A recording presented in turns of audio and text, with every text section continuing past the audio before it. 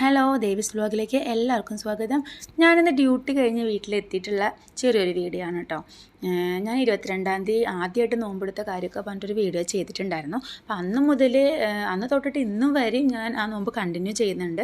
അപ്പോൾ അതിൻ്റെ കുറച്ച് ക്ഷീണമൊക്കെ ആയിട്ടാണ് കേട്ടോ ഞാൻ വീട്ടിലെത്തിയത്. സാധാരണ 7:30 ആയിട്ടാണ് വീട്ടിലെത്താറ്.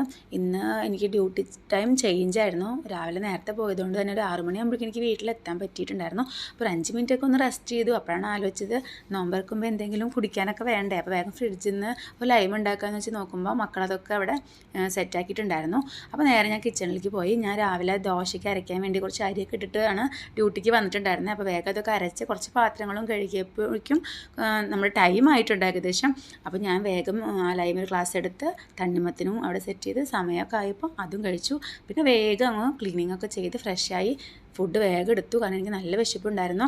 രാവിലെ തന്നെ ഞാൻ എല്ലാ കറികളും ഉണ്ടാക്കി വെച്ചിട്ടാണ് പോയിട്ടുണ്ടായിരുന്നത്. കാരണം ഈവനിങ്ങിൽ വന്നു കഴിഞ്ഞാൽ എന്നെ തന്നെ എനിക്ക് കൺട്രോൾ ചെയ്യാൻ പറ്റില്ല എന്ന് എനിക്ക് തന്നെ അറിയാം. അതുകൊണ്ട് തന്നെ ഞാൻ രാവിലെ എല്ലാം ഉണ്ടാക്കിയിട്ടുണ്ടായിരുന്നു.